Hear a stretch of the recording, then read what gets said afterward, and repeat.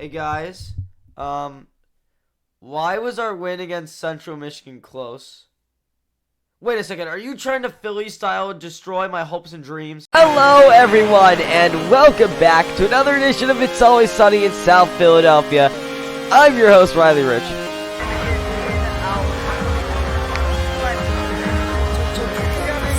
Let's go!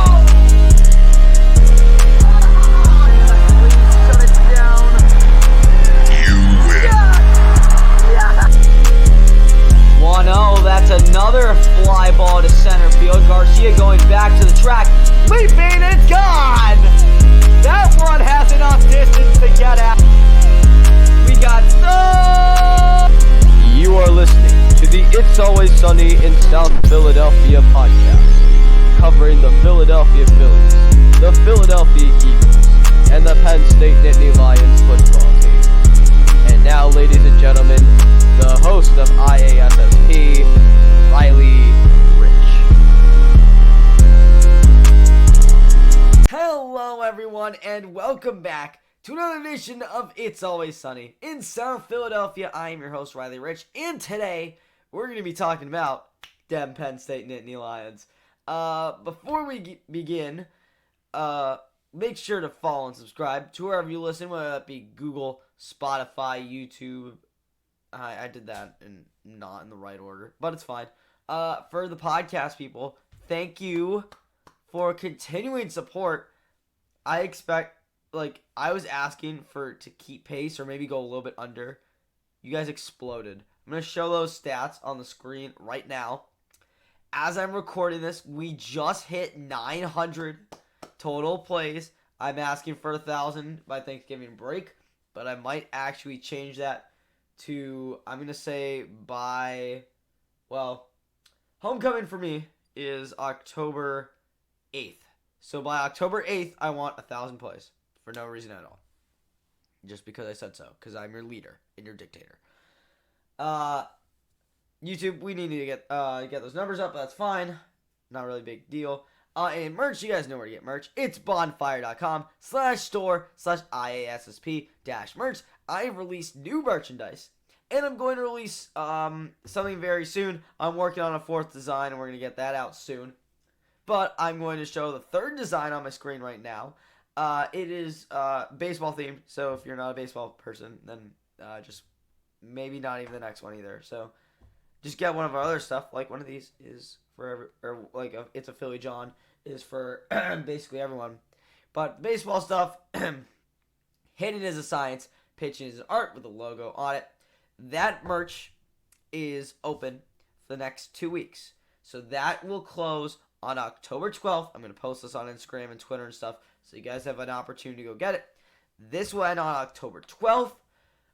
Shipping will start on Wednesday the 19th, so you should probably expect it to get around the 21st, which I believe is a Friday. And then I think also maybe around homecoming, maybe around the 12th, I'll release that next batch. So we'll also the fourth merch. So we'll load it up before Christmas. So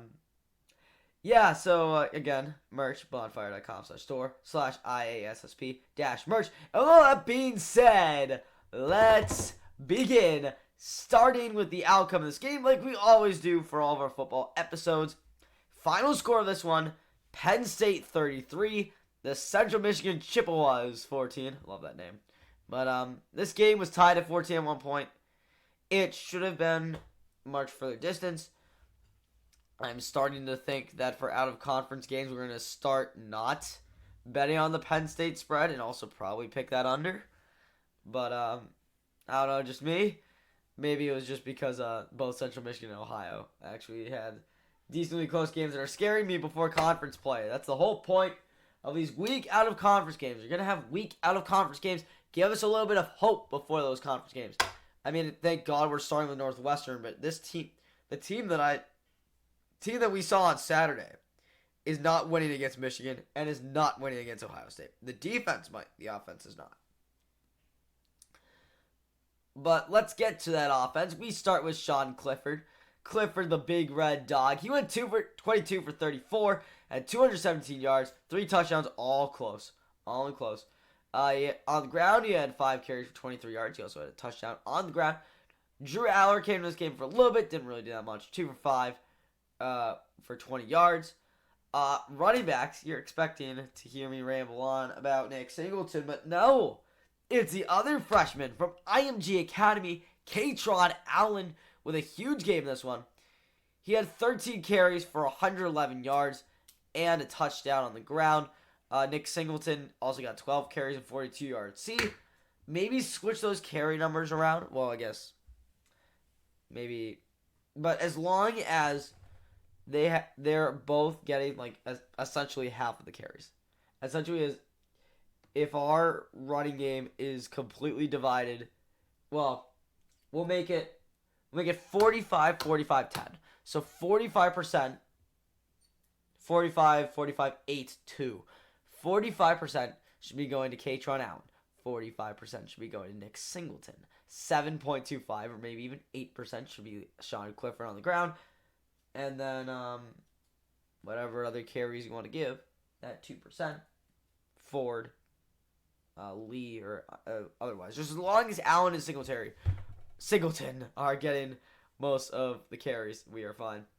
Leader in receiving yards against Central Michigan was actually our slot man, Parker Washington. He had 6 catches. I obviously can't read my own notes. 6 catches for 64 yards. Mitchell Tinsley had 4 catches, 51 yards, and a touchdown. Bretton Strange had 2 touchdowns, 5 catches on 42 yards. Harrison Wallace with 2 catches on 34. Sean's younger brother Liam with 2 catches for 14 yards. Theo Johnson with an 11-yard catch. Kaytron Allen with a 7-yard catch. And Keandre Lambert-Smith with a 4-yard catch.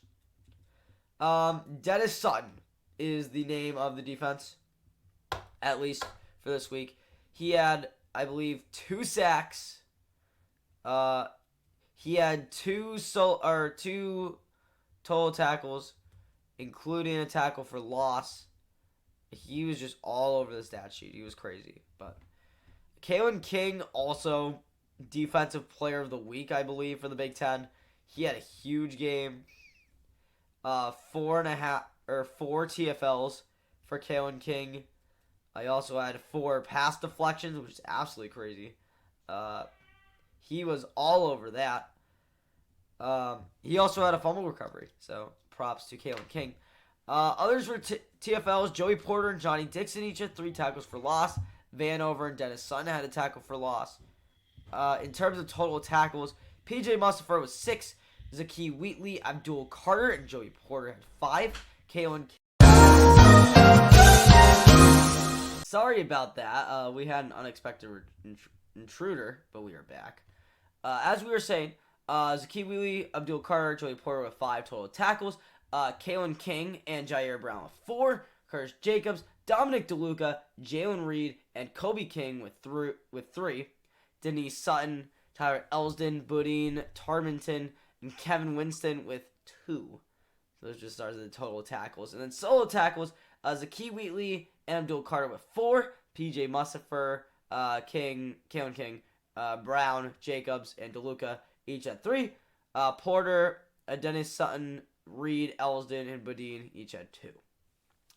As for like the deflections game or like the passing game, I would say Kalen King, again, the reason why he got Defensive Player of the Week in the Big Ten was because he had 4 pass deflections. Very amazing from Kalen King. Maybe not Darius Slay numbers against Justin Jefferson, but still great numbers to have. And of course, Joey Porter with 3, and Johnny Dixon also with 3. And speaking of Johnny Dixon, he and Zakie Wheatley each had an interception. Stalled out Central Michigan's hopes if, like the entire game didn't.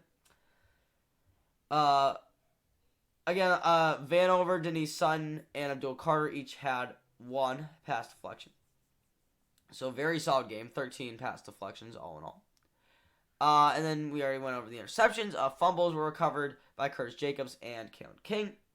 And then on the kicking side, we had Jake Pinniger, who went 0 for 1 on field goals. Again, 0 for 2 on field goals in total, were the Penn State Nittany Lions, as they had a Sanders Hadak come out, and he went 0 for 1 as well. So, over 2 on field goals, not something you want to see, especially going into conference play, but I'm giving Pinniger a little bit of time. I trust him more than basically anyone. And Pinniger also went 3 for 3 on extra points, which is okay. And Barney Moore, 4 punts for 178 yards. In this game, although not that impressive, actually rose us in the rankings. Well, because Oklahoma lost. Haha, losers. Oklahoma, you actually lost to Kansas State. But Penn State played well enough where they went from number 14 to number 11. And again, like we said, conference play will start next week as we have a home matchup with the Wildcats of Northwestern. So to finish off our out-of-conference season, we're going to turn now to some game film. And so here we are again, as we are going to do some game film. Aren't you guys, proud of me at all for using a different transition? No, you're not. I know you're not. All right, so we have here also video courtesy of the Big Ten and the Big Ten Network. So thank you guys for these highlights. We have here 2nd and goal. I'm getting better at this. You have Tinsley and Brenton Strange at the top. You have Parker Washington on the bottom. You also have 2 receivers on the bottom. I'm just not sure. I should know. That's Keandre Lambert-Smith. I thought it was a 2, okay? I'm stupid. All right, so it's a 2nd and goal. You have across here. So on the bottom of the screen, Washington is cutting out wide. So he's actually coming to the bottom of the screen. KLS is on a slant. You also have Parker Washington. No, that's not Parker Washington. Mitchell Tinsley going up the middle, which is ultimately the route that Sean Clifford is going to take. And Brenton Strange is also on the corner. So you have Strange going to the corner. Tinsley rushes in, causes confusion right here. Right here, this linebacker. Think that little step right there. Actually, this is a great place to pause. That little step right here, as the defender thinks he's going over the middle, he stops dead in his tracks. Tinsley creates that separation. By then, it's too late. Nice pass, nice catch, and a touchdown for Penn State. We're going to keep this rolling again, not really that much celebration for the WKU transfer. Of course, the offensive lineman leap, been a staple of this team for a while. We have a 3rd and 7 here for Central Michigan. You got the three at the top, 1 on the bottom. You get the tight end in motion, going to that side and make it 3. Abdul Carter is showing blitz. They both fade off. Abdul Carter goes to cover the running back. Pressure from the defensive line. Kind of a little spiral. I believe it was supposed to be a curl route quarterback was under pressure, had to get the ball away, trying to throw that curl, underthrew it by a lot, and it was actually picked off by Zakie Wheatley, who jumped in front of that, although there could have been 2 different Penn State and Indy Lions that could have gotten that. But great play rec from the safety. We have a 2nd and goal here from the 5. You have 3 players lined up at the bottom, including Parker Washington and Brenton Strange. And I can't think. Maybe Harrison Wallace on the bottom. Kaytron out in the backfield. It is going to be a play action. Faking the handout left. Nice rollout by Clifford. Everybody from the defensive line. I want to see. I'm actually going to rewind. I want to see if it was like a linebacker blitz or not. It was actually a corner blitz. And it was actually more like a defensive line, 2 linebackers in the corner off the edge, all providing pressure. They all think it's going to the left. Now you have a 7-man attack on Clifford, but he's going to create enough separation to have enough time to fire underneath to Brenton Strange by the time anybody figures it out. It is way too late, and Strange has a wide open touchdown as Penn State extends their lead. It is 14-0. And now we're going to jump ahead. We're going to go into the 2nd quarter. Or near the end of the 2nd quarter. Tied at 14. This is where it gets low. Or by low, I mean 86% chance to win. Aren't we so lucky? Again, you have Tyler Warren as your tight end. It's blocking on the left side. You also have Tinsley out wide. And you have Washington, I believe Harrison Wallace again. Bottom. 2nd and 9. Again, the pressure from the corner. You saw him like sneaking in around the edge. You also have the linebackers coming in off the edge, as I'm kind of stupid. Looks like a 5-man rush. Solid blocking up the middle. The corner again has to go on the outside route. Warren kind of scares him off a little bit, but just that little bit of time in the corner, like coming around, basically trying to get the quarterback. He lets Allen get enough space. Nice, excellent blocking downfield, and Allen's able to scamper in for a touchdown. 21-14 Penn State. As I forgot, this play is also important as well. 2 receivers at the top, 2 at the bottom for Central Michigan. Linebackers again showing blitz, and it's actually a 5-man rush. And again, breaking through that line, for Richardson is forced to throw it, and he actually has a contested ball here. And Johnny Dixon actually has the inside lane. He's able to get his hands on it. 2nd pick of the game for Richardson and the Penn State defense, and that stalled out the Central Michigan drive. Basically got Penn State momentum and the lead going into the half. We now go inside the second half, of course, into the third quarter. We actually have a long string of Penn State excellence that is actually going to end this video. 2nd and goal again. Basically I form, but not really. Tinsley's your outside receiver. He's at the top. Brenton Strange is the tight end lined up on the right side. Tyler Warren's in the back with assistance in Kaytron Allen. Or Tyler Warren's essentially acting as the fullback or as the lead blocker. Kaytron Allen was in the backfield. It is a play action. You have Warren blocking. You have Tinsley on this little curl route, but the route that shines here is Brenton Strange. You can see the corner. Corner route. He's going to the back of the end zone. I actually like that I stopped here. Look at the pressure from Sean Clifford. He's like defender in his face. He's still able to get this throw off as when it decides to go. Perfect placement on that throw. Excellent catch by Brenton Strange. Another touchdown for Penn State. They're not doubling up Central Michigan in the second half. Basically the end of that.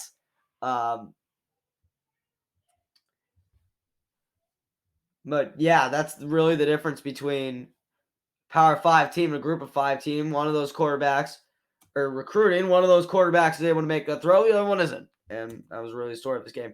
We had a 2nd and 9 here. Again, blocks up the middle.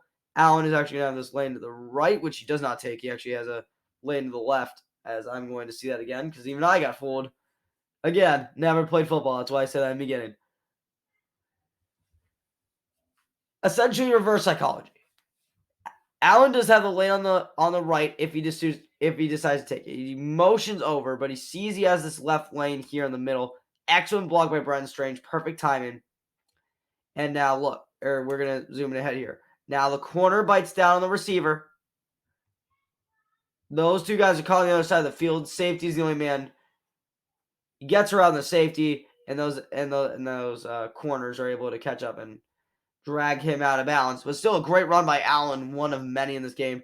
This is just a quick clip. QB sneak. You've seen it before from these Nittany Lions. Oh, yeah. Sorry. Not 28-14. That is the extra point that was missed. Sorry about that. And then you have your quick throw over the middle. Able to get a bit of lane and then a nice fumble. Nice recovery there by Kalen King. Really impressive. He literally just stripped the ball himself and was able to recover it. And then, of course, here you got Drew Howard. He's going down. And that is going to do it for this episode. Thank you all for watching. If you can see my face, hello. I hope you like that sweatshirt in the background. Hope that helped. First time I've been in here without doing a Phillies episode, but hope you guys enjoyed. For those who can see me, the social media pictures should be showing up right now. And remember, even if Penn State fails against Northwestern like they did Illinois last year, and it will go into the large conference, the bigger conference games with zero hope at all. Even if we somehow offense stalls out, even if the defense can't get a defensive player of the week for the third week in a row, keep your heads high because it's always sunny in South Philadelphia, and I will see you guys tomorrow for an Eagles episode.